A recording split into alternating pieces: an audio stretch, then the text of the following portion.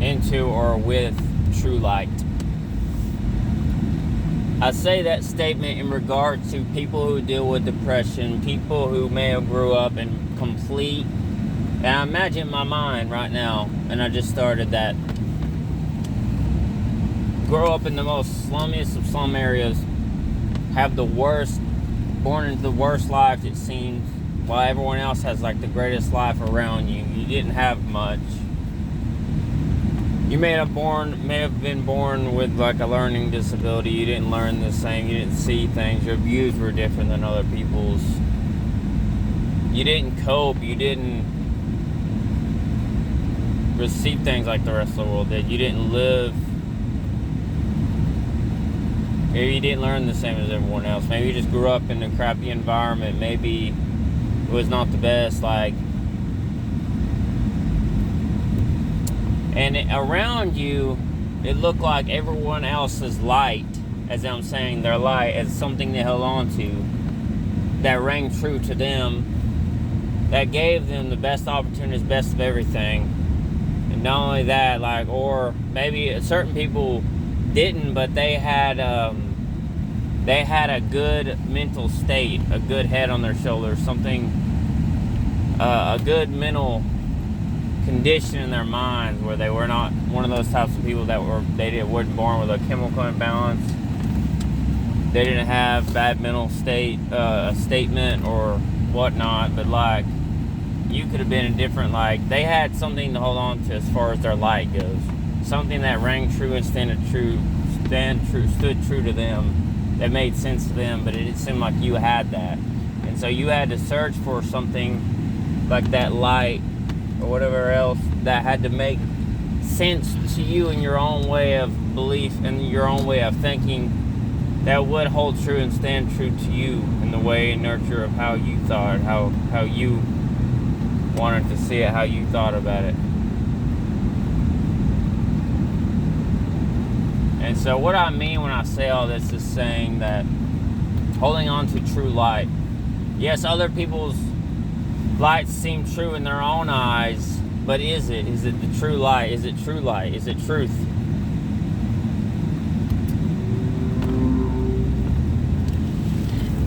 The true light that certain people find, you can say that they're God's chosen people, that they didn't grow up with the best of the best, even with mental capacities. They may have learned differently. They may have not had the best of things in life given to them. That's just my brother, Pastor Marcus Rogers, whoever else, that you had to search deep in life. It seemed like a lot deeper than most people in life. Just find out while we're here, what is all this about, to really find the Lord. And maybe you even grew up in a Christian environment, it still didn't make sense, because the way people and your parents, whoever else around you, were portraying Jesus in a way that didn't make sense to you.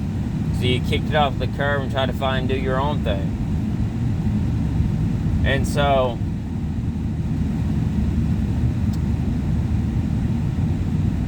you could say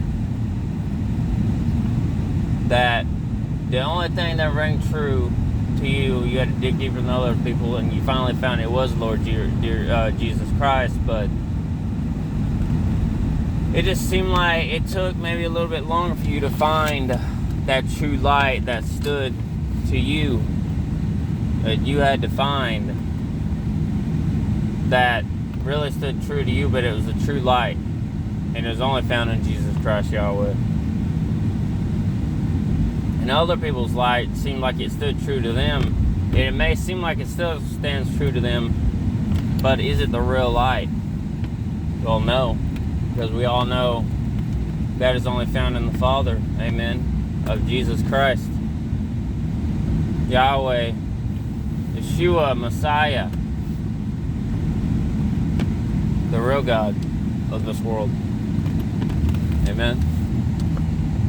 And so maybe you had to dig a little deeper to actually go back and return to the Father after you were bought into this world's false ideologies, belief systems. And it's easy to do, believe me.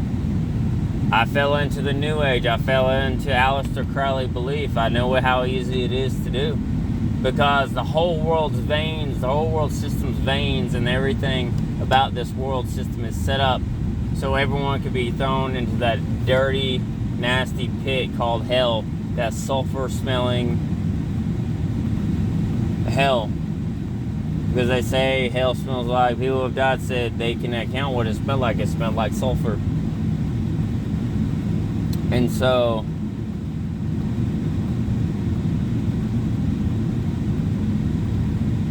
that light that rang true to you, you found it. And some of us, it took us, we had to dig a little deeper.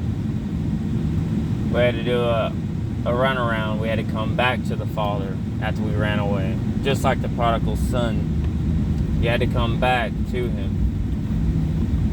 And we had, you may have had like a really bumpy road trying to get back to Him, but you found Him again.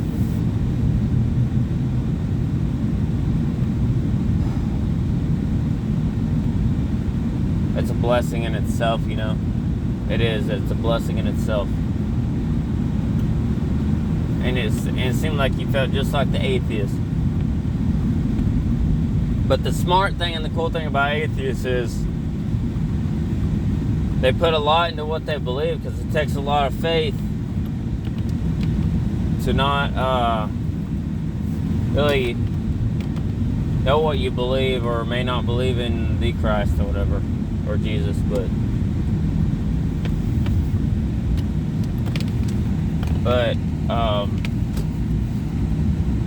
the light that stands true to you is still through Jesus Christ, Messiah, Yahweh. And you know that to be fact. Because the Word in itself is like a bundle of tree roots. You got to be rooted in His Word. And basically it was like God was showing me that the Word, His Word, is basically, it's like a tree. And the roots are coming up through the pages, and you stand on that. Because you have to be grounded and rooted in His Word. Amen. And we know that to be true as believers. No doubt about it. Amen. Fire and ice. Everything in our world, really, out of all the chaos, darkness, everything we go through in this life, how much darkness and chaos is filled in this world. Even in nature, everything is still rooted back to the Father. You can look at it, if you cut down a tree, the spiral imprints on the tree and its root system lead back to the Father. Our veins that are in our hands are like vein tree roots, or like the trees. Certain things, I guess, in the sky, everything always leads back to the Father and how He made us. Amen. Standing on the real light. The light that rings true to you and this world, even if the world don't see it as being the real and true light, it is Yahweh. Know that. God bless. Amen. Fire and ice. Godspeed out.